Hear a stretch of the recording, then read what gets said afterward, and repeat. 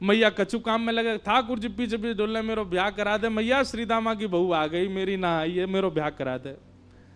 मैया ने जब नहीं सुनी तो ठाकुर जी रूठ के बोले, मैया देख तू मेरो ब्याह करा दे, नहीं तो श्रीदामा की घर ले आऊंगा मैं, बउआ की बहू ले आऊंगा।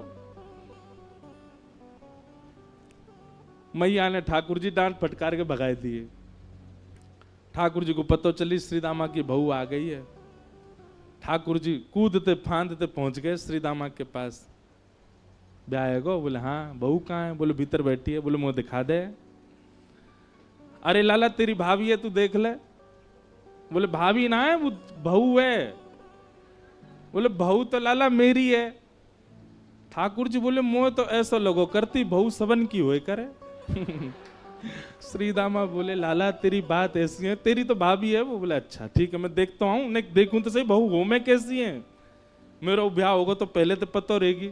हाँ लाला मिल गया।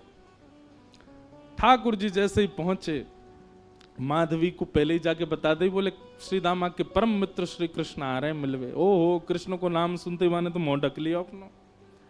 बोले जो वही है, जाते मैया ने कही मुंह छुपा के रखना है। ठाकुर जी ने खूब अनुनय विनय किए, हाथ जोड़े पाम पूज लिए। बोले भाभी ने मुंह दिखाए दो, नहीं दिखाए। ठाकुर जी बोले तू जाने ना आया भाई, मेरे मुंह को देख, मेरे मुंह देखवे के काजे करोड़न वर्ष की तपस्या करें, इतना नाम जप करें, उंगली घिस जाए तब वो मेरा मुंह ना देख पाए, और मैं तेरे आगे हाथ जोड़ खड़ा हूं, तू देखना रही है। माधवी कुछ नहीं बोली। ठाकुर जी बोले ठीक है, जा रहा हूं, तड़पेगी मुंह को देखवे के काजे। चले गए। लेकिन माधवी को उसी समय से बेचैनी होने लगी जैसे ठाकुर जी गए ना। अब तो कहीं भी जाती है गोपियां चर्चा भी कृष्ण की करती हैं, बैठती है तो चर्चा श्री कृष्ण की होती है, सब गोपियां आपस में बात करती हैं। तो माधवी उनको समझाती है, अरे तुम कैसी कन्या हैं, अपने पति के बारे में बात नहीं करती, वो उसके बारे में बात करती रहती हो। नंद जी को लाला ऐसा हो, नंद जी को लाला ऐसा हो। एक गोपी से यूं तक सुन ली माधवी ने कि वाकई उम्र अभी 3.5 वर्ष की है। तो माधवी बोली राम राम राम, शर्म नहीं आती, नेक सो बालक, वाकु प्रियतम मानो तुम।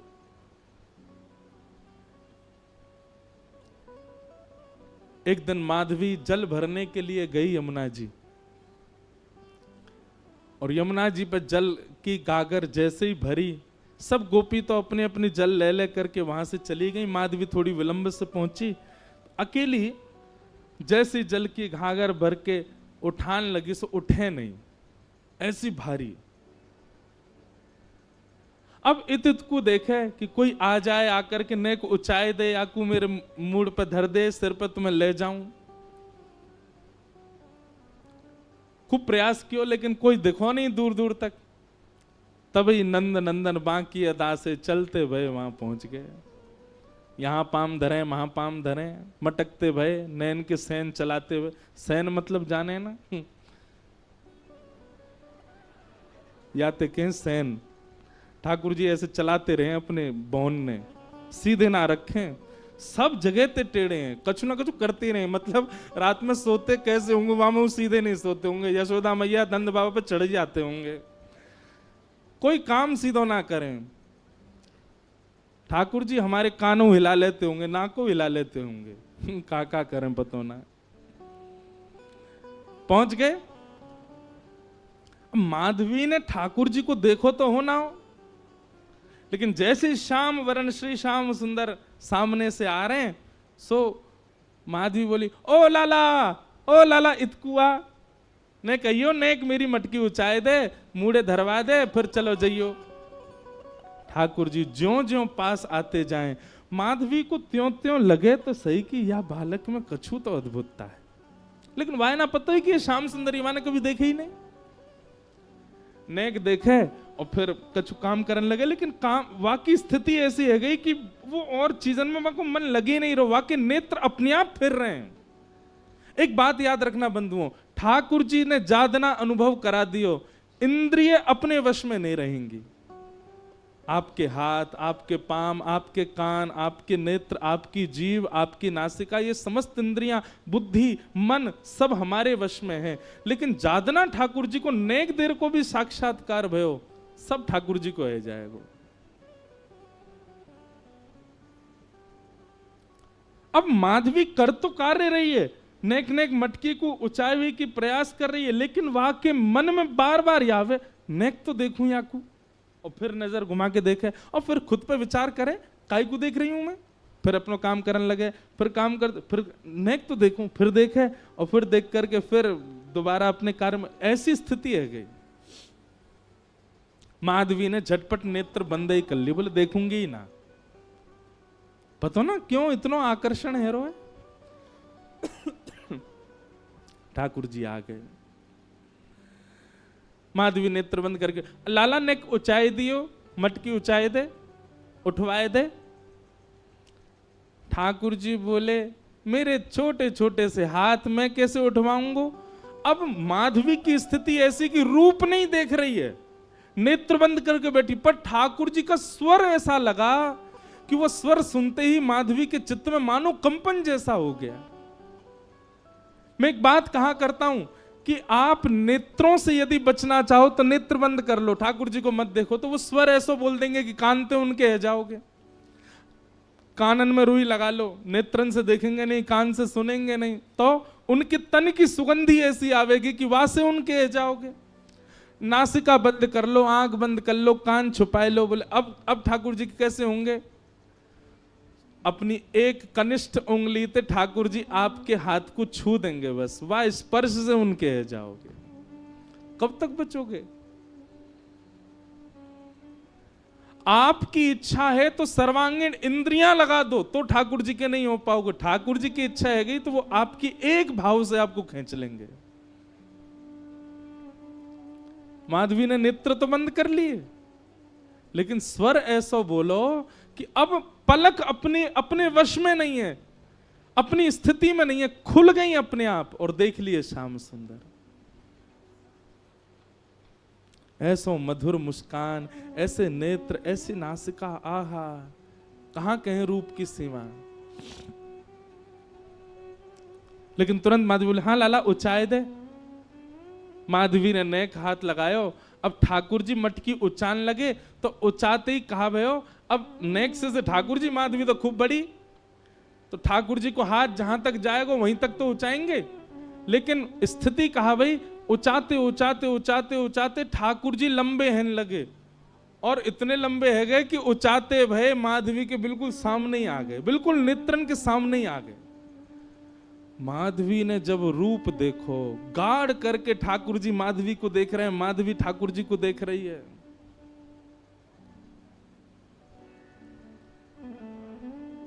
अब कहां ते ले जाएगी। अब स्थिति है का ले जावे की मटकी।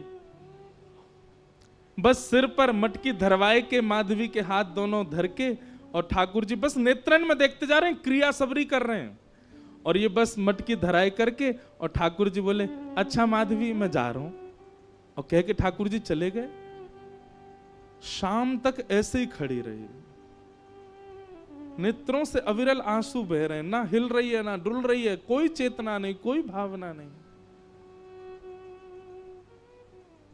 शाम को गोपी जब जल भरवी के काजी आई तो देखी मूर्तिमंत है करके माधवी खड़ी है। दिन भर से ऐसे ही खड़े हैवे के कारण वहां को रक्त तक रुक गयो हाथन को, नेत्र लाल पड़े हैं, मोटे मोटे अश्रु बिंद गिर रहे हैं। कोई गोपी ने जाकर के एक पानी को छिड़काव मुख पे किया, होश में आई, होश में आते ही गिर पड़ी। गोपी ने कही कहा भे हो। माधवी बोली वो कहां है, वो कहां है। गोपी बोली कौन। अरे मेरी मटकी ऊंचाई के गए हो, ऐसे कमल जैसे नेत्र, ऐसी मधुर मुस्कान, पता नहीं क्यों उसके प्रति इतना आकर्षण हुआ। और बहन कहा कहूं को स्वर सुनकर के तो मैं अपने वश में ही नहीं रह पाई। कृष्ण नाम जब ते श्रवण सुनो रियाली, भूली री भवन में तो बाबरी भई रे।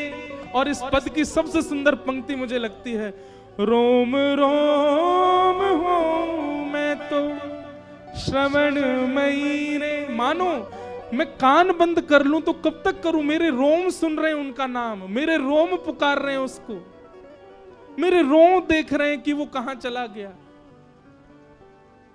पहले 2 आंख थी, 2 कान थे, पर अब रोम रोम उसका हो चुका है। कहां तक छुपाऊं, कहां तक रोकूं खुद को।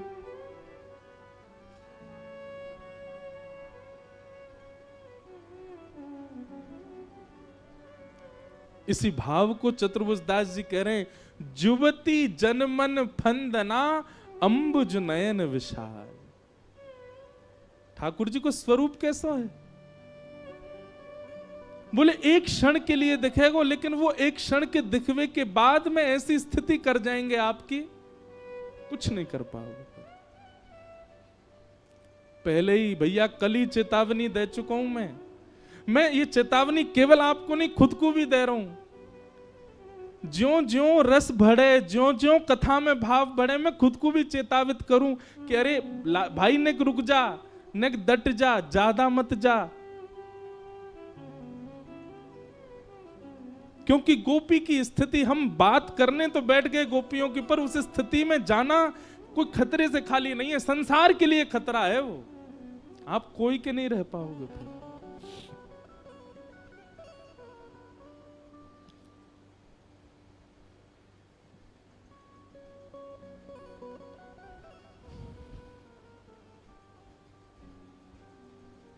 मीराबाई कह रहे हैं,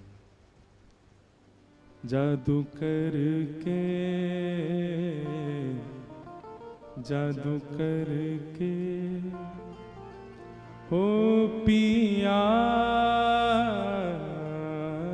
कित गयो, जादू करके, जादू करके, जादू करके, जादू करके हो, जादू करके ओ पिया कित गयो, जादू करके, जादू करके कित गयो, जादू करके। कैसा है? नंद नंदन पिया कपट जो कीनो, नंद नंदन। गाओ सब लोग। निकल गयो, निकल गयो, निकल गयो छल करके, जादू करके, जादू करके, जादू करके हो, जादू करके ओ पिया कित गयो, जादू करके, जादू करके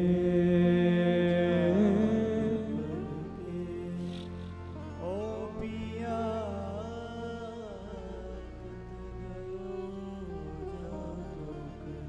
मोर मुकुट पीतांबर सोहे, मोर मुकुट पीतांबर सोहे, मोर मुकुट पीतांबर सोहे, मोर मुकुट पीतांबर सोहे। और ये शब्द, ये पंक्ति मीराबाई की अद्भुत है।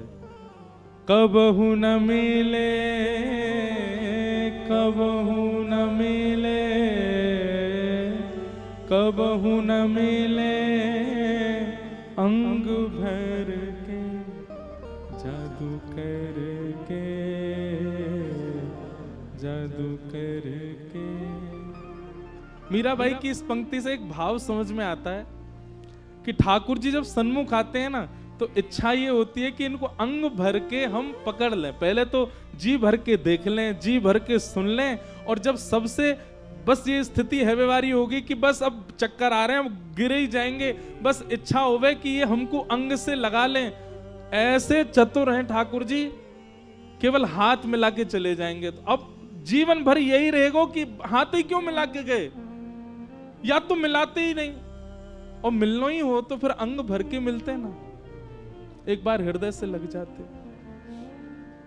कबहू न मिले, कबहू न मिले, कबहू न मिले अंग भर के, जादू करके, जादू करके, जादू करके हो, जादू करके।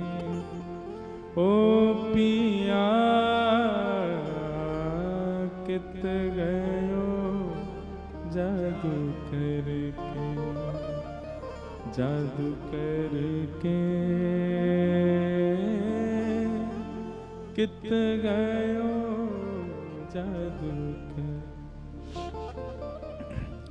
मेरा दासी शरण जो आई, मेरा दासी शरण जो आई, मेरा दासी शरण जो आई, मेरा दासी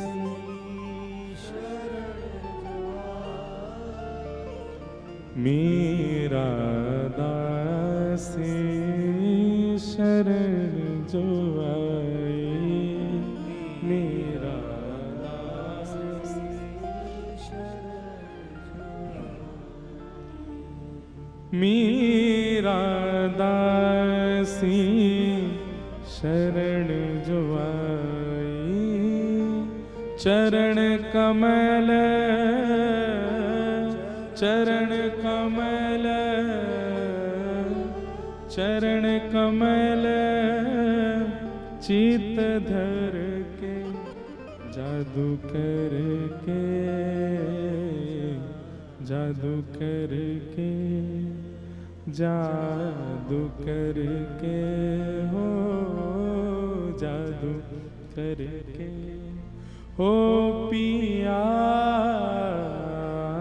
कित गयो, जादू करके, जादू करके कित गयो, जादू करके। हम चर्चा गोपियों की कर रहे हैं, गोपियों की भावना की कर रहे हैं, और इन्हीं गोपियों को आज के वृंदावन में बहुत सामान्य बना लिया। हम गोपी भाव को बहुत सरल समझ लेते हैं, बहुत सामान्य समझ लेते हैं, पर नहीं। एक कथा आती है कि जावाली ऋषि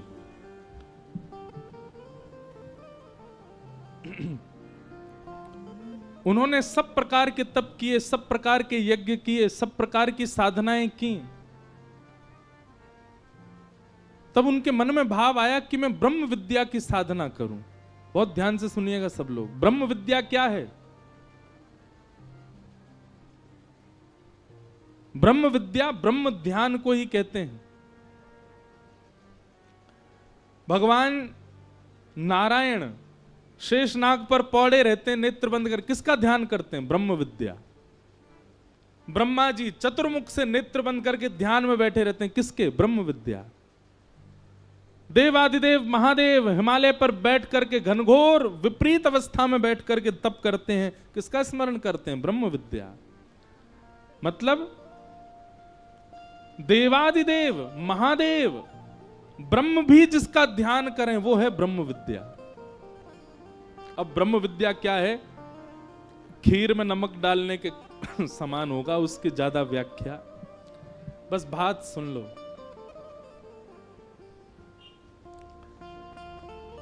कि ब्रह्म विद्या के चिंतन में पढ़ने के लिए जावाली ऋषि अन्य लोकों में भ्रमण करने लगे और सब जगह से इकट्ठा करने लगे कि ब्रह्म विद्या में मैं कैसे जाऊं। तभी विचरण करते करते किसी लोक में उनको एक परम सुंदरी कन्या दिखाई दी। बहुत ध्यान से सुनना। परम सुंदरी कन्या दिखाई दी और वो कन्या भी ध्यान में बैठी थी। उसका रूप ऐसा, उसके नेत्र ऐसे, उसका सर्वांगीण अंग ऐसा कि कोई भी मोहित हो जाए। जब जावाली ऋषि ने उसको देखा तो देख करके सामने बैठ के उसको देखने लगे, तो थोड़ी देर बाद ही क्या होने लगा, उस कन्या के रूप से सहज ही जावाली ऋषि को ब्रह्म का चिंतन होने लगा। जिस चिंतन के लिए युगों युगों की तपस्या फीकी पड़ जाती है, वो तपस्या का भाव उस कन्या के दर्शन मात्र से होने लगा। सहज ही ब्रह्म का स्मरण होने लगा, सहज ही तप बनने लगा, सहज ही योग साधना बनने लगी, सहज ही इंद्रियों पर वशीकरण होने लगा, सहज ही बिना श्वास के जीवित रहने की इच्छा होने लगी, सहज ही बिना भूख प्यास के जीवित रहने का भाव उत्पन्न होने लगा। जावाली ऋषि बोले, मैंने तो कुछ किया नहीं है, अपने आप कैसे मेरी साधना बढ़ रही है। तभी उस कन्या ने अपने नेत्र खोले। जावाली ऋषि ने कहा, देवी आप कौन हो? आपका सौंदर्य रूप आदि सब देख करके पहले तो मैं चकित हुआ कि इतनी सुंदर, पर आपका सौंदर्य कामवर्धन नहीं है।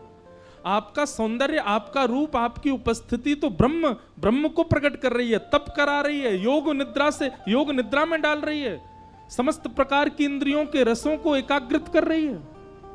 आप कौन हो? तो उसने हाथ जोड़ के कहा, मैं ब्रह्म विद्या हूं। जावाली ऋषि चरणों में गिर गए। बोले, मैं आपको ही खोज रहा था। जिसका ध्यान देव भी करते हैं, जिसका ध्यान नारायण करते हैं, जिसका ध्यान महादेव करते हैं, वो ब्रह्म विद्या हो। बोले जी। बोले, आपको जो स्थिति मुझे देख करके हो रही है, ये ब्रह्म विद्या की प्रारंभिक स्थिति है। योग निद्रा में चले जाना, इंद्रियों को वशीकरण कर लेना, बिना श्वास बिना भूख प्यास के जी लेना, आदि आदि। जावाली ऋषि की खूब देर चर्चा चली। तब जावाली ऋषि ने कहा, हम सब ब्रह्म का ध्यान करते हैं, ब्रह्म विद्या का ध्यान करता है, पर आज ब्रह्म विद्या भी किसी का ध्यान कर रही थी। आप किसका ध्यान कर रहे थे? तब ब्रह्म विद्या कहती हैं, आप सुनना चाहते हैं मैं किसका ध्यान करती हूं? बोले, किसका बताओ। बोले, निभृत कुंज पे अद्भुत सेज पर श्री प्रिया प्रियतम पौड़े हैं और समस्त सहचरियां सखियां कोई राग गा रही हैं, कोई बीड़ा पवा रही हैं, कोई पंखा जल रही हैं, कोई चवण उड़ा रही हैं, कोई इत्र पुचकार रही हैं। इस प्रकार से उस निकुंज का स्मरण, उस निकुंज का चिंतन में ब्रह्म विद्या कर रही है।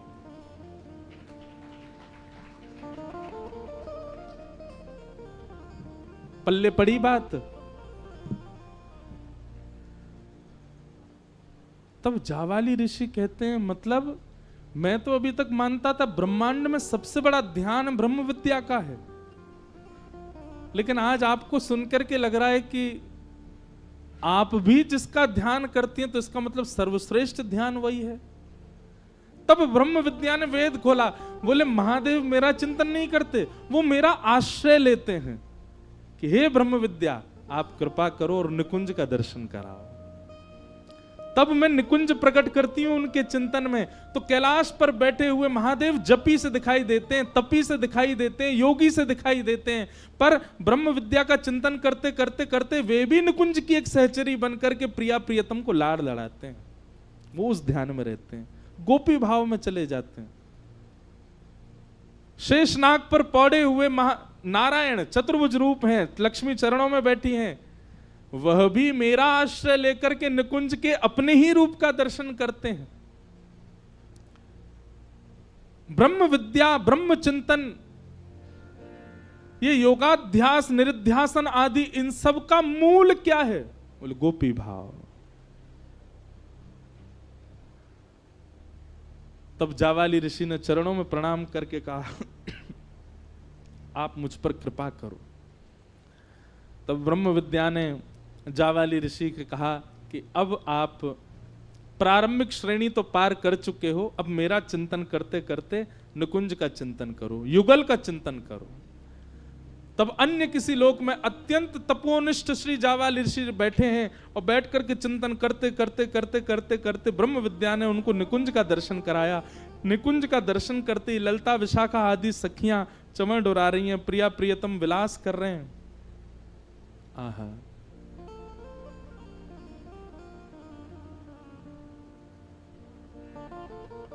बिहरत लाल बिहारिन दो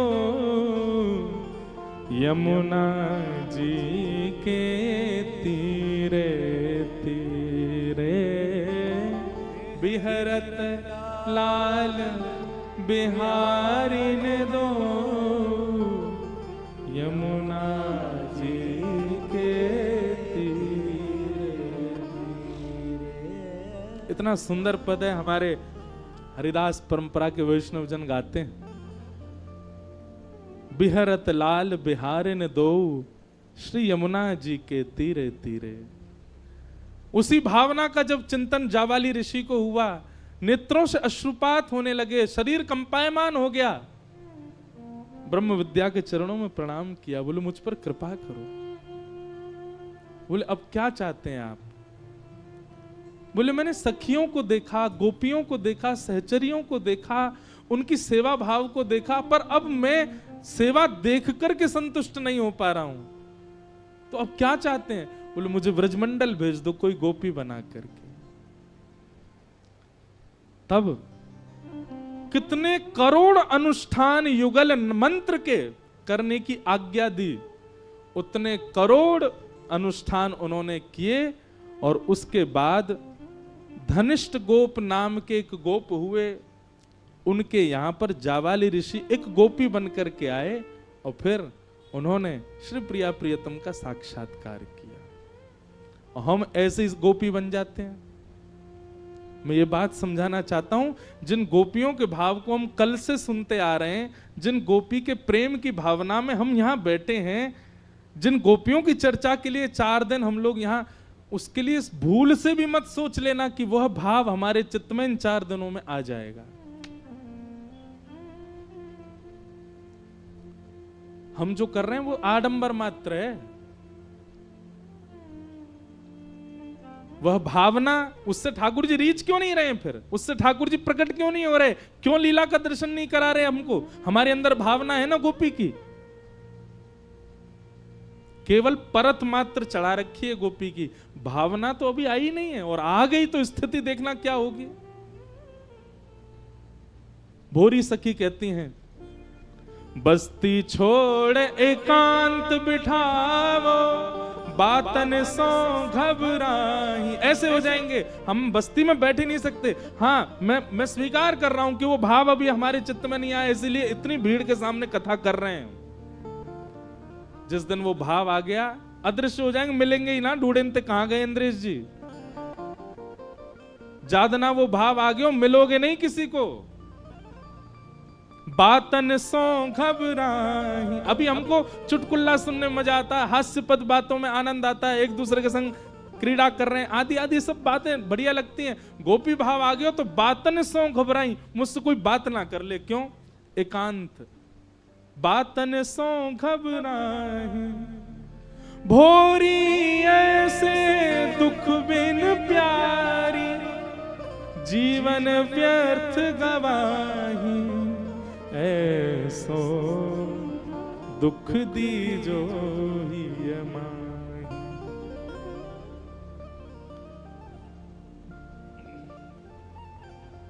अर्जुन श्री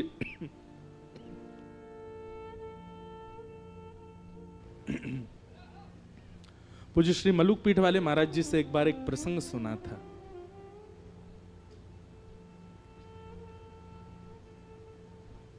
कि भगवान श्री कृष्ण जब द्वारिकाधीश बन गए तो कभी कभी इंद्रप्रस्थ आया करते थे पांडवों से मिलने। तो एक नियम था ठाकुर जी का, सब लोग इधर देखो, बहुत ध्यान से सुनो। एक नियम था ठाकुर जी का, क्या? ये बात हम आपको 2 दिन ऐसा क्यों समझा रहे हैं पता है? कल जिस रास को आप सुनोगे वो गोपियां सामान्य नहीं है। पहले उन गोपियों की स्थिति जान लो, इसलिए हम बता रहे हैं। हम गोपी बनने के लिए इस कथा को नहीं, वो तो कान पकड़ लीजिएगा, नहीं बन पाओगे आप, नहीं आ सकते उस भावना में, उसकी छींटा पड़ जाए बहुत मानो। तो कल रास का प्रसंग सुनते समय आपके चित्त में ये होना चाहिए कि ये गोपियां सामान्य नहीं है, जिनके चरण ठाकुर जी पकड़ रहे हैं, जिनका हाथ लेके ठाकुर जी डोल रहे हैं, जिनको अपना अपना उच्छिष्ट पान ठाकुर जी खवा रहे हैं और नेक खवा के फिर उन्हीं को उच्छिष्ट स्वयं भी पा रहे हैं, जिनके गले में गलवैयां डाल के ठाकुर जी घूम रहे हैं। शरद पूर्णिमा की रात्रि में रात भर ठाकुर जी नृत्य कर रहे हैं, आज भी करते हैं, वृंदावन में आज भी रास चल रहा है। वो गोपियां सामान्य नहीं है, तो उनकी असामान्यता चित्त में आपके व्यवस्थित हो, इसलिए हम ये सब बात बता रहे हैं। तो भगवान का नियम था, जब भी ठाकुर जी इंद्रप्रस्थ आते थे, एक दिन ठाकुर जी किसी से नहीं मिलते थे।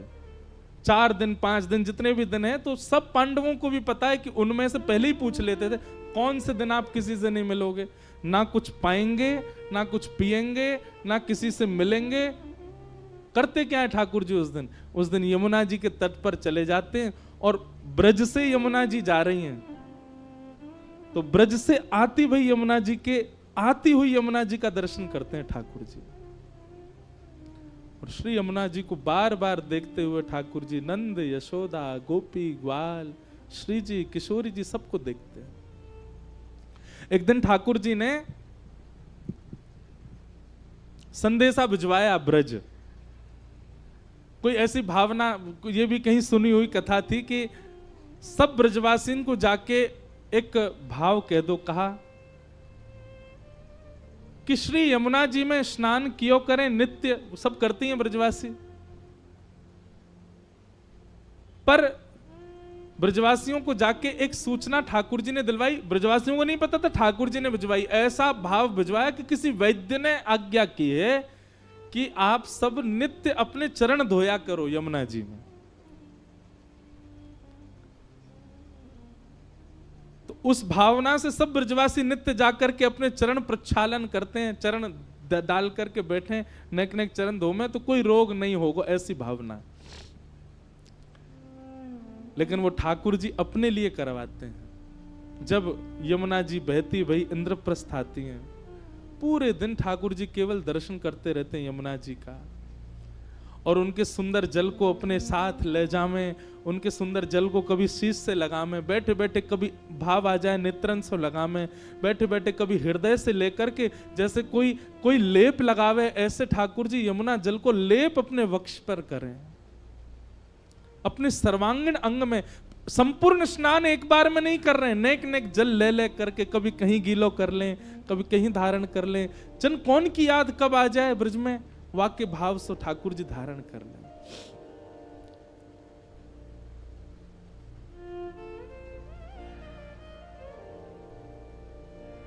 और ठाकुर जी गाते हैं बैठे बैठे यमुना तट पर, राधे राधे करुणामयी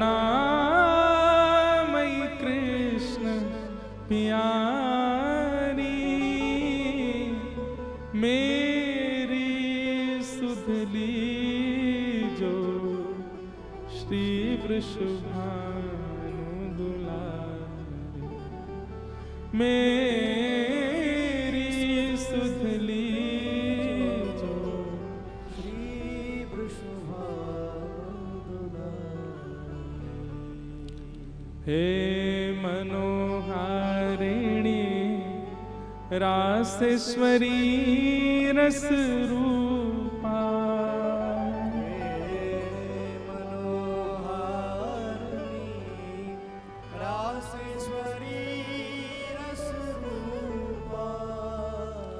ब्रज विलासिनी ब्रज वासिन ब्रज की भूपा, ब्रज विलासिनी ब्रज वासिन ब्रज की भूपा।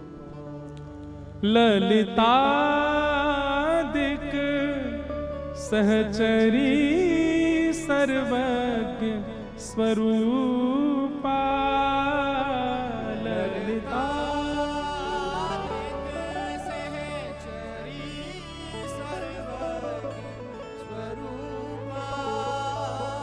मेरी सुधली जो श्री वृषभानु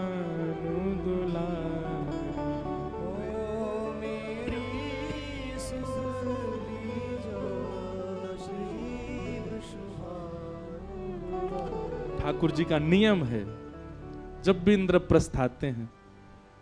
किसी ने मुझसे प्रश्न किया, बोले ठाकुर जी ब्रज काय गुना चले गए?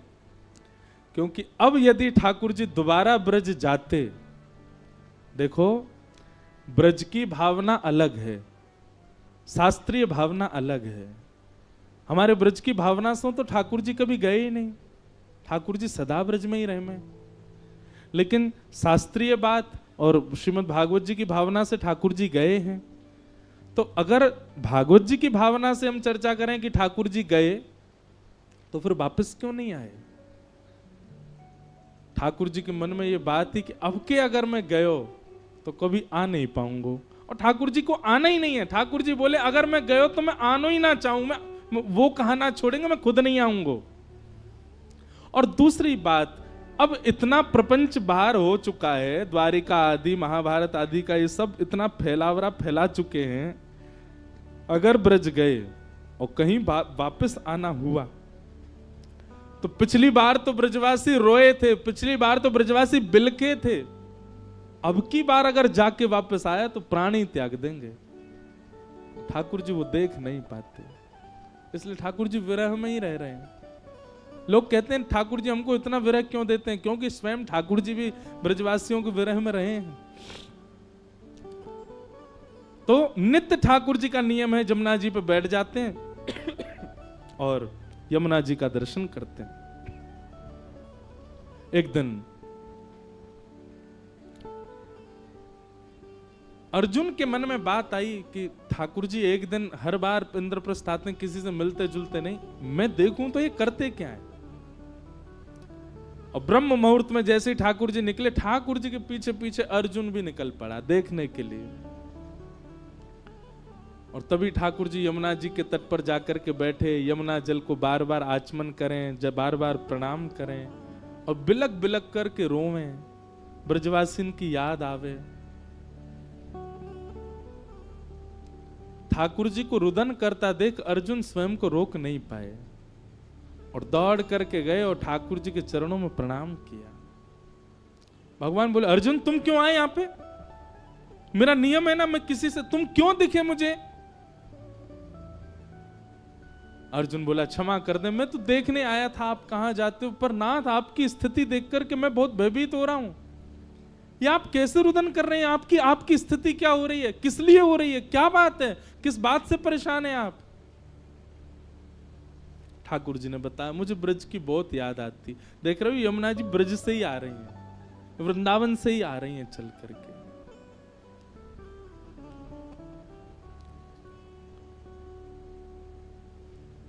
अर्जुन कहते आप नाथ एक बात बताओ, ऐसा क्या है ब्रज में, या ऐसा क्या है ब्रज गोपियों में, या ऐसा क्या है नंद बाबा यशोदा में, जिनके लिए आप इतने व्याकुल होते हो? ब्रज में ऐसा क्या है जो आप ऐसे हैं? ठाकुर जी बोले पहले उद्धव को भेजा था मैंने, अब मैं बार बार थोड़ी भेजता रहूंगा। उद्धव तो संभल के आ गया 6 महीना में, शाम तक के लिए बोल के गया था, 6 महीना में लौट के, अब तुझे भेज दूंगा तो तू तो हो सकता वापिस ही नहीं आवे। बताने के लिए तो मैं नहीं बता सकता ब्रज का भाव क्या है, लेकिन चल तुझे दर्शन कराता हूं। और ठाकुर जी अर्जुन को लेकर के श्वेत द्वीप पहुंच गए, और श्वेत द्वीप जाकर के ठाकुर जी ने दिखाया एक पर्वत, अद्भुत पर्वत चमक रहा है, ना उसमें वृक्ष है ना पौधे हैं, किसी भी प्रकार की कोई वस्तु नहीं है, केवल चंद्रमा की भांति वो पर्वत चमक रहा है। और उस पर्वत के ऊपर में एक अंगुष्ठ के नख पर दोनों भुजाएं ऐसे ऊपर करके और एक अंगुष्ठ के नख पर एक ऋषि खड़े हैं और तप कर रहे हैं। अर्जुन पहुंचे। अर्जुन ने जाकर के कहा, हे ब्रह्मण्य, हे ऋषिदेव, आपको बारंबार प्रणाम। उनके नेत्र खुले। अर्जुन, आप अकेले आए हैं, ठाकुर जी नहीं आए आपके साथ? बोले हाँ आए हैं, नीचे खड़े हैं। बोले मैं उनकी तपस्या के लिए कितने वर्षों से तप कर रहा हूं, कृपा करके उनका दर्शन कराओ। ठाकुर जी सन्मुख आए। ठाकुर जी ने उनको आशीष प्रदान किया। अर्जुन ने पूछा कि आप इसी पर्वत पर खड़े होकर के क्यों कर रहे हैं और आपकी भावना क्या है?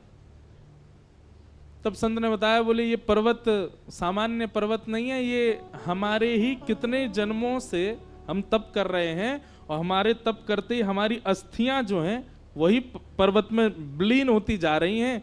तो इतने जन्म हम व्यतीत कर चुके जितना बड़ा ये पर्वत है, और ये अब हमारे इतने जन्म के बाद अब ठाकुर जी मिले हैं। ठाकुर जी ने मांगा। ठाकुर जी ने कहा वरदान मांगो, क्या वरदान चाहिए? तब उन्होंने कहा कि हमें भौम वृंदावन का वास चाहिए, श्री वृंदावन वास चाहिए नाथ। ठाकुर जी ने अर्जुन की ओर देखा, देख रहे हो इतने वर्षों से ये तप कर रहे हैं और इतने जन्म इन्होंने व्यतीत कर दिए केवल भौम वृंदावन को देख, भूमि के वृंदावन को देखने के लिए। भूमि का वृंदावन मतलब जो हमको दिख रहा है, इससे भी एक और भीतर है, वो श्री वृंदावन, निज वृंदावन है, उस तक तो भूले ही जाओ। भौम वृंदावन की प्राप्ति के लिए इन्होंने इतना तप किया कि इनके पूर्व जन्मों की अस्थियां पहाड़ बन गईं। तब ठाकुर जी बोले, देखो तुम्हारे तप से हम तुमको दर्शन देने तो आ गए, तुम्हारे तप से हमने वरदान देने की आज्ञा तो कर दी, पर वरदान में जो तुमने मांगा है वो हमारे वश में नहीं है देना। वो तो श्री प्रिया जी दे सकती हैं, वो तो हमारी श्री किशोरी जी दे सकती हैं, हमारी लाडली जी दे सकती हैं। मैं ब्रजवासियों के दर्शन का सुख दे सकता हूं, संत सेवा दे सकता हूं, गौ सेवा दे सकता हूं, सुख समृद्धि और सब कुछ दे सकता हूं, अपना दर्शन तक दे सकता हूं, इंद्र की पदवी दे सकता हूं, ब्रह्मलोक दे सकता हूं, रसातल दे सकता हूं, पूरी भूमि का नृप बना सकता हूं। वृंदावन देवी की सामर्थ्य मुंह में भी नहीं है। अर्जुन बोले, नाथ इतने निष्ठुर मत हो, देखो उन्होंने कितने जन्म व्यतीत कर दिए, आज जाकर के आप उनको दर्शन दे रहे हो और उसके बाद भी आप मना कर रहे हो कि आप वरदान नहीं दे सकते। ऐसा तो मत करो नाथ। अर्जुन ने भी प्रणाम प्रार्थना की, सामने वो ऋषि भी रुदन करने लगे। तो ठाकुर जी बोले, रुको हम श्री जी से प्रार्थना करते हैं। सोई ठाकुर जी नेत्र बंद करके बैठे, श्री जी को ध्यान किया और श्री जी प्रकट है गई। हे लाडली जू, एक आपसे निवेदन है। किशोरी जी बोले, हाँ कहो। बोले, ऐसे ऐसे एक महात्मा हैं, उन्होंने तप किया है, पर उन्होंने केवल कृष्ण नाम का तप किया है, उन्होंने युगल उपासना नहीं की है, उन्होंने केवल हमारी आराधना की है। आप कृपा करके उनकी भावना सुन लें। वो ब्रजवास चाहते हैं, वो भौम वृंदावन का दर्शन करना चाहते हैं। किशोरी जी तो देवई वारी मतलब कहने ही वाली, तथास्तु। इतने में सखी आगे आगे ललता विशाखा ने कही, नहीं नहीं नहीं नहीं नहीं नहीं, ये तो हमारी बड़ी भोरी भारी है, इन्हें तो हम छुपा के रखें, इनके आगे तो न कोई रो जाए न कोई झूठे के आंसू बहा दे, ये तो तुरंत कृपा कर दें। कैसे नंद नंदन, सीधे कैसे किशोरी जी को ध्यान कियो, आपने हमसे पूछी, हमसे आज्ञा ली। ठाकुर जी बोले, क्षमा कर दो, कभी कभी तो हमको अधिकार है सीधे किशोरी जी से बात करवे को। ललिता विशाखा बोली, बिल्कुल नहीं, पहले आपको हमको बताने पड़ेगा। हाँ, रास विहार की भावना, कुंज क्रीड़ा की भावना है, विलास की भावना है, उसमें आप स्वच्छंद हैं, आप कभी भी आओ, पर ये कोई और की गुहार लगानो, कोई की बात किशोरी जी से कहनो, ये सब आप सीधे नहीं कह सको, पहले हमसे चर्चा करनी पड़ेगी। किशोरी जी तो पीछे बैठा दें, ललिता विशाखा बैठ गई, हमको बताओ कहा बात है। ठाकुर जी ने बताई, इतने वर्षन से तपस्या कर रहे हैं, इतने जन्म व्यतीत कर दिए, इनको भौम वृंदावन का दर्शन करना है, भौम वृंदावन का वास करना है। विशाखा जी बोली, यानी युगल उपासना तो करी ना है, अकेले तुमको ध्यायो है, किशोरी जी को तो नाम नहीं लियो। बोले अब उनको पतो नहीं, उनसे न अपराध बन को। बोले नहीं, भौम वृंदावन के लिए तो युगल उपासना बहुत आवश्यक। अब कछु तो कृपा करो इन पे। तब ललिता विशाखा जी ने किशोरी जी की ओर देखो, बोले वैसे तो ये अधिकारी नहीं है वृंदावन जावे को, पर किशोरी जी और आपकी भावनाएं, किशोरी जी कृपा करना चाहे तो हाँ, इतनी कृपा इन पे है जाएगी कि 3 दिन बाद वैकुंठ जाएंगे अपने प्राण त्याग करके।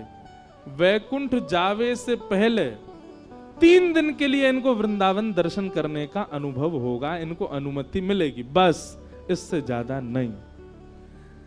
ये सब देख करके अर्जुन अपना सिर पकड़ करके बैठ गए। ठाकुर जी, मैं आधा पागल पहले था, पूरा पागल आज हो जाऊंगा। जो वृंदावन है कि ये ब्रजमंडल है, क्या भला है कि कैसे ये सब क्या चल रहा है?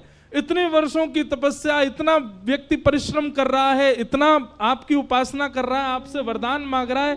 किशोरी जी वरदान देना चाहती है, ये बीच में ललिता विशाखा आ गई, इनने आकर के वरदान रोक दियो और बाकी बात वरदान 3 दिन को दियो। ऐसा क्या है ब्रज वृंदावन? ठाकुर जी मुस्कुरा के बोले, जो समझ में आ जाए समझो वो कछु और है, वृंदावन नहीं है। और जो पल्ले ही ना पड़े, जो चित्त में ही नहीं आवे, जो समझ में ही नहीं आवे, वही प्रेम नगर हमारो वृंदावन है। वृंदावन सामान्य नहीं है। सोचो, इस कथा को सुन करके सोच के क्या भावना उत्पन्न हुई? हम खा रहे हैं, हम पी रहे हैं, हम सो रहे हैं, हम डोल रहे हैं, हम पाप भी कर रहे हैं इस भूमि में आकर के, जहां अनंत कोटि जन्मों तक तप करने के बाद केवल 3 दिन का दर्शन प्राप्त होता है, वहां हम ये सब क्रिया कर रहे हैं। तो या को मतलब हमने कितनों तप किए होगो, कितनी भजन साधना करी होगी, कितनों यज्ञ नेम किए होगो। और आपसे भी ज्यादा तो जाको जन्म वृंदावन में भयो, ब्रजवासी है, वहां पर कितनी बड़ी कृपा है ब्रज की। और फिर भी हम ब्रज महिमा नहीं जान पा रहे, ब्रज के भाव नहीं जान पा रहे। इतनो अनुग्रह, इतनी कृपा, इतनी मिन्नत करनी पड़े तब जाकर के श्री ब्रज में 3 दिन को दर्शन प्राप्त होवे। हम तो यहीं रह रहे हैं। यहां को मतलब किशोरी जी, ठाकुर जी ने कितनो बड़ा अनुग्रह किया हमारे ऊपर।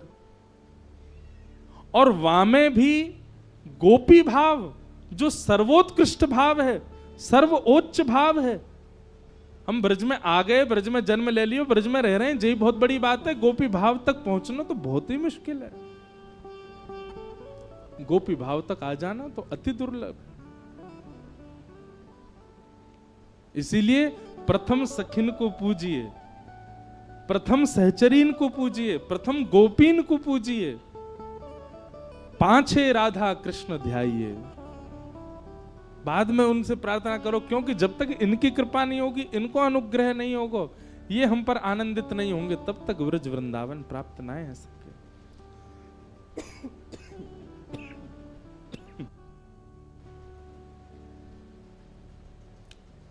हमारे स्वामी श्री हरिदास जी के प्रादुर्भाव की कथा में, स्वामी श्री हरिदास जी के प्राकट्य के भाव में भी यही भाव प्रकट होवे। जब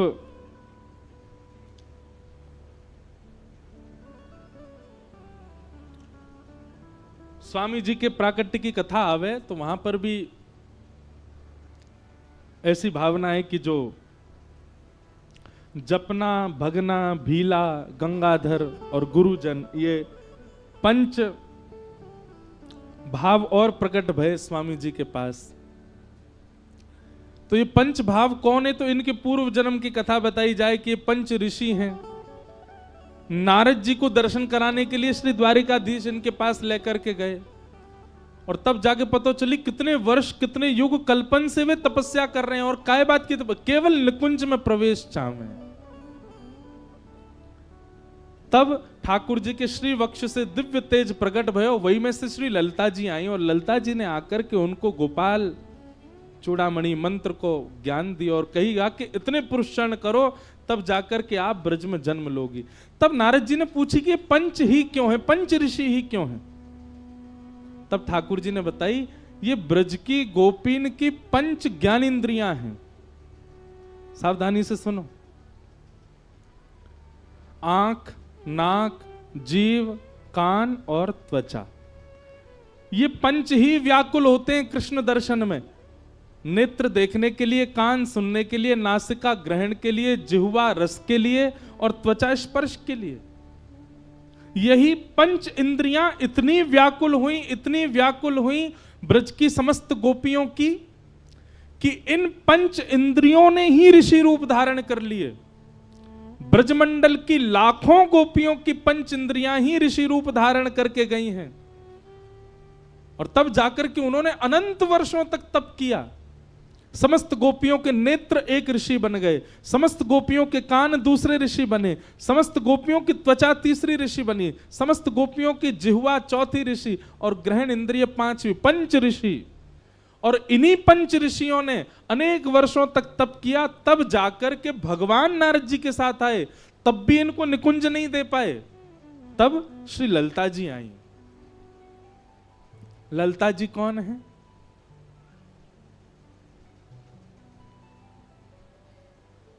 आहा, बहुत सुंदर वर्णन है। एक दिना निकुंज में किशोरी जी बैठी हैं और किशोरी जी बैठी तो वह समय ठाकुर जी को आगमन भयो और ठाकुर जी किशोरी जी से बोले, हे श्यामाजू, मेरा तो मन है रो कि आज आपको श्रृंगार मैं करूं। किशोरी जी बोली, हाँ करो। तो ठाकुर जी अपने हाथन से श्रृंगार कर रहे हैं। किशोरी जी की पत्रावली बना रहे हैं, बैणी गूथ रहे हैं। आहा, निज कर गूथ सुमन के गजरा, निज कर गूथ सुमन के गजरा, ये अपने ही हाथ पहरावत हैं, अपने ही हाथ पहरावत हैं। तू है सखी बड़ भाग बड़ी, गोपाल तेरे घर आवत हैं। तू है सखी बड़ भाग बड़ी, नंदलाल तेरे घर आवत हैं। तू अपनो श्रृंगार करत है, तू अपनो श्रृंगार करत, ये दर्पण हाथ दिखावत है, दर्पण हाथ दिखावत है। सब कोई इनको यश गावत, सब कोई इनको यश गावत, सब कोई इनको यश गावत, सब कोई इनको यश गावत। पर ये तेरो यश गावत है, ये तेरो यश गावत है। कुंभन दास लाल गिरधर के, कुंभन दास लाल गिरधर, ये तो तेरे ही हाथ बिकावत हैं, तेरे ही हाथ बिकावत हैं। तू है सखी बड़ भाग बड़ी, नंदलाल तेरे घर आवत है तू भाग बड़े नंदलाल तेरे घर तो किशोरी जी की बेणी गूंथ रहे हैं ठाकुर जी, और बेणी गूंथ के वहां में सुंदर सुंदर पुष्प अर्पित कर रहे हैं। किशोरी जी की ठोड़ी पकड़ करके अपने निज करसों ठाकुर जी पत्रावली बना रहे हैं। किशोरी जी के नेत्रन में सुंदर काजर लगा रहे हैं और किशोरी जी को सजाए करके ठाकुर जी के नेत्रन में अश्रुबिंद आ गए और ठाकुर जी बार बार बलैया ले रहे हैं किशोरी जी की। किशोरी जी बोली अब नेक हटो, मुझे दिखाओ तो मैं कैसी लग रही हूं। किशोरी ठाकुर जी बोले ना ना मैं ना दिखा रहा हूं। बोले क्यों? आपकी नजर आपको ही लग जाएगी, इतनी प्यारी लग रही हो आज तो। हटो श्याम सुंदर, मुंह को देखन दो, आज कैसो श्रृंगार कियो आपने। ठाकुर जी बार बार आरसी छुपा में जहां जहां भी प्रतिबिंब दिख सके ठाकुर जी पहुंच जाए, ना मैं ना देखन दूंगा। किशोरी जी मान करके बैठ गई। तब ठाकुर जी अच्छा रुको मैं लेके आऊं, और सुंदर बड़ो सा दर्पण ठाकुर जी लेकर के आए और किशोरी जी के सामने खड़े हैं। और सामने खड़े करके किशोरी जी से कह रहे हैं ले देख लो। अब किशोरी जी ने जब अपना श्रृंगार का रूप देखा तो किशोरी जी को अपनी सुंदरता पर नहीं रीझ रही है वो। उनके मन में बार बार ये भावना आ रही है कि ये बिंदी श्याम सुंदर ने धारण कराई है, ये पुष्प यहां इतना प्यारो लग रहा हो, श्याम सुंदर ने ऐसे ऐसी उंगली करके यहां धारण करायो, ये बेणी इतनी सुंदर लग रही है, अपने निज कर से गूंथी है, ये काजर इतना सुंदर लग रहा है, लाला ने अपनी उंगरीन ते मेरे आंखन में भरो है। उनको ये भाव नहीं आ रहा कि श्रृंगार कितना सुंदर, उनको बार बार मन में आ रहा है कि यह भाव ऐसे धारण कियो, यह भाव ऐसे धारण करायो, यह तो ऐसे धारण करायो। श्याम सुंदर ने अपने रूप को देखते देखते देखते देखते देखते किशोरी जी मोहित हो गए, अपने रूप पे ही मोहित हो गए। लाल जी आरसी ले जाए, किशोर कहां ले जा रहे हो, सामने ही रखो ना, देखन दो, थोड़ी देर और देखन दो, थोड़ी देर और निहारन दो, थोड़ी देर और दर्शन करन दो। कृष्ण श्रृंगारित श्री राधा का दर्शन करते करते करते करते इतनी आह्लाद में आ गई, इतने आनंद में आ गई, इतनी व्याकुलता होने लगी श्री जी को कि कृष्ण चले जाएं तो व्याकुलता नहीं हो रही है, लेकिन आरसी में जो अपनो प्रतिबिंब दिख रहा है वो मेरे सामने से नहीं जाना चाहिए। अब तो शाम को समय है गयो, अब तो अन्य कार्य के लिए जानो पड़ेगो, सोनो भी पड़ेगो, और या आरसी से दूर ही जानो पड़ेगो, और या आरसी से दूर जावे की अब स्थिति मेरी है नहीं तो कहा करूं। किशोरी जी अपने रूप को देखते देखते इतनी तन्मय है गई, हे ललिते तुम कितनी मधुर हो।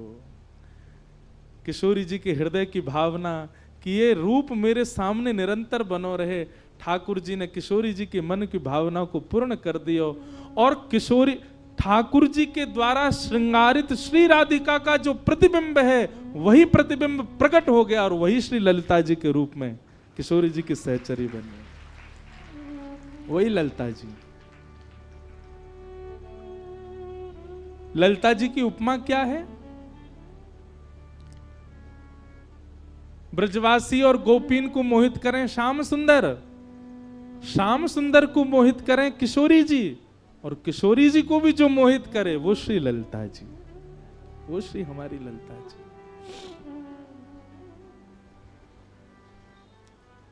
पाए पड़ो इन सखियन के, तब अनुग्रह होएगो, तब नेक कृपा होएगी, तब गोपी भाव के छींटा पड़ सके हमारे चित्त में। ये गोपी बननो इतना सामान्य नहीं है, इतना सहज नहीं है जितना हमने सोच लियो है। ठाकुर जी के आगे नृत्य करनो गोपी भाव नहीं है, गोपीन की तरह श्रृंगार करनो गोपी भाव नहीं है, गोपीन जैसा स्वभाव होना गोपी भाव है। और वो स्वभाव हाँ ब्रज के रसिकन में आपको देखने को मिल जाएगा। अरे गिरिराज जी आए करो, गोवर्धन नाथ जी को बाद में प्रणाम करो, एक बार पंडित श्री गया प्रसाद जी महाराज को प्रणाम करके आओ। क्यों? गोपी भाव है उनके चित्त में। ये लाला के बाबा की जय, बाबा के लाला की जय, लाला बाबा, ये बाबा कोई जय जयकार हो। ये हमारे प्रथम श्रोता हैं बाबा, पूरी कथा सुने सामने बैठ के। पाए परो इन संतन के, रसिकन के। हमारे वृंदावन के पूज्य श्री प्रेमानंद जी महाराज, उनमें गोपी भाव है, प्रणाम करो। हमारे श्री तटीय स्थान वाले पूज्य महाराज जी, चरण पड़ो उनके, ब्रजरज माथे से लगाए के डोले करो, उनमें गोपी भाव है। हमारी इतनी उपमा तो नहीं ललता विशाखा तक हम पहुंच सके, पर इनके पाए पड़ो। ये कृपा करके, ये अनुग्रह करके ललता विशाखा की जो सहचरी पर सहचरी है उन तक पहुंचाएंगे। वहां से फिर नए कूचे उठेंगे, तब कभी जाके ललता विशाखा के चरण में प्रणाम होगा, तब जाकर के कभी निकुंज को दर्शन होगा। इतना सामान्य निकुंज में प्रवेश सरल नहीं। पाए पड़ो हमारे मलुक पीठ वाले महाराज जी के, पाए पड़ो हमारी गोपी स्वरूपा श्री दीदी के, पूज्य गुरुदेव भगवान के। इनकी कृपा से एक ऐसी गोपी प्रकट भई जाने श्री जी के यश को गा गा करके सबन को आनंद कर दियो। पाए पड़ो हमारे पूज्य श्री रसिका पागल बाबा के, जिनने ऐसे दो निधि प्रदान कर दिए ब्रज को। इन रसिक जनन के पाए पड़ो। गिरधर जब अपनों करी जाने, गिरधर